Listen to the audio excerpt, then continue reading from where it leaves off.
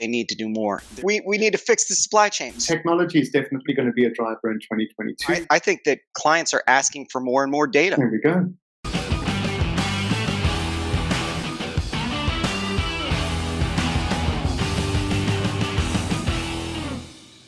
Hi, everybody. Welcome to Global Mobility Uncensored. I'm Ben Heller. This is James Speirs. James, how are you doing today? Very well from yourself, Ben. I'm doing pretty well. My son got up late for school, though, and so it was a doozy getting him out. But I'm excited to talk about the future of supply chain with you today. So I have a few questions. Are you ready to drop some answers in a minute? I can definitely give it a bash. All right, well, let's give it a shot. First question. What changes are you anticipating from the mobility supply chain in 2022? Interesting and challenging one. I think depending on where you're looking at and where you're speaking, technology is definitely going to be a driver in 2022. We've seen it coming in from 2021. I also think, aside from the technology element of it, there's also going to be a lot more acquisition and mergers. I think specifically in the household goods industry, we're going to see smaller companies looking to be bought up, or bigger companies taking advantage of the lie of the land at the moment and acquiring. And I think that's going to make the technology a lot more pertinent moving forward as you absorb these things in. There's a lot of industries out there that use the technology to automate things and to actually get their supply chain and logistics going. We're a little bit slower in the mobility game and taking advantage of these because they're big ticket items. I see that clients are going to be pushing and driving for that a little bit more now, and we're going to have no choice and forgive me for saying it this way, but to actually join the 21st century and take advantage of the tools that are out there for us to use. Yeah, I think you're right.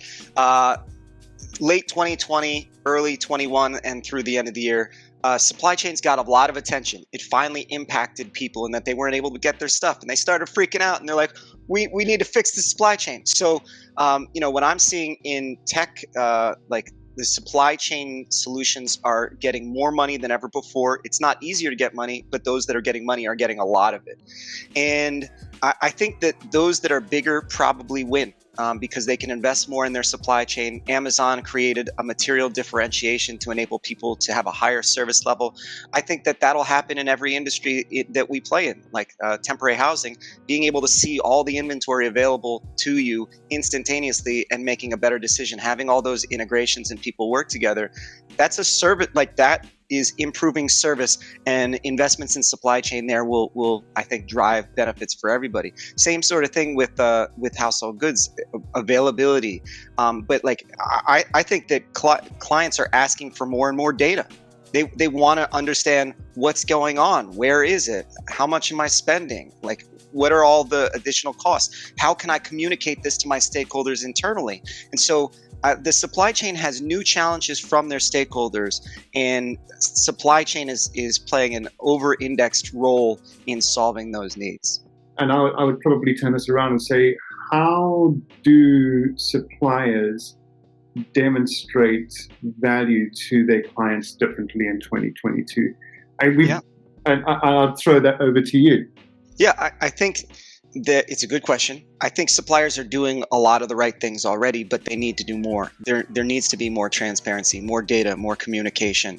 I see suppliers going and trying to innovate and adapt and leverage technology to bring their supply chains up. But speaking for the household goods industry, it's still going to be incredibly challenging because the systems have broken down to some extent, and supply chain technology, great, it drives value and improves things, but like you can't get labor.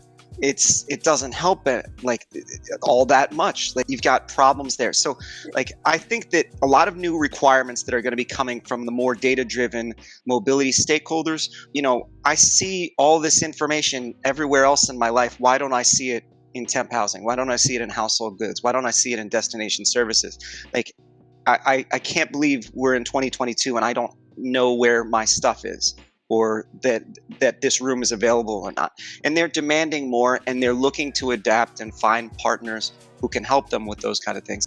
If that becomes a requirement, then I see the suppliers going and investing in that technology to improve. And I'd agree with you wholeheartedly when I say the suppliers, whether they be in household goods, temp housing, immigration, DSP, whatever they're doing, are doing a fantastic job and have been doing a fantastic job, both through the pandemic, pre-pandemic. I would say that data, yes, is key. You need to be able to more readily access it, pass it along, share it where appropriate. But also, and going back a notch, going back to the basics, is communication. Yeah. There's a lot that everybody does on a day-to-day basis, week-to-week basis, monthly, to run their businesses and ensure that things are improving for their customers, that they're maintaining fantastic service levels, and it's all a part of the day-to-day job, and they forget to actually tell the story. It's not so much a forget, it's a taking it for granted. They feel that this is what we do. But sometimes you need to stop and pause and say, hey, this is what we've done, and we need to talk about what we've done. And if there's any nugget I can give away, is don't take anything you do for granted. Think about how you can actually capitalize on that and market it to say how you're bringing value to the equation. I think you're right, because those business stakeholders that we're working with, they need to communicate it and disseminate it through their organization. I also think that, changes in the supply chain for 2022, it's now easier to connect with anyone in the world.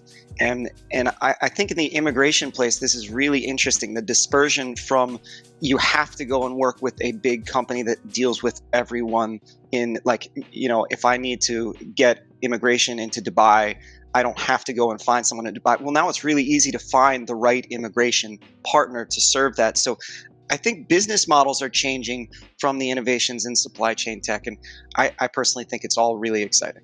Yeah, I think we need to understand who's doing what in the industry so we can give everybody a list of, what Roman's doing in the immigration space, for example. I think it's great what he's doing there and how he's actually making that more viable along those lines. Yeah. And put links to what they're doing, because you're right. You don't need to have a global owner. If you want to go local, technology will allow you to go local nowadays. Added value of having the technology in play. James, we're out of time, but you, the audience, I would like to hear what you think. What do you think are the innovations in mobility supply chain in 2022? What are you expecting? And if you're a corporate or a large buyer, what do you need? What aren't you getting from the supply chain? Because that will drive the behavior from the supply chain and what they're willing to invest in. But on behalf of James Speirs, I'm Ben Heller. Thank you for joining us on Global Mobility Uncensored. We'll see you next time. Take care, everybody.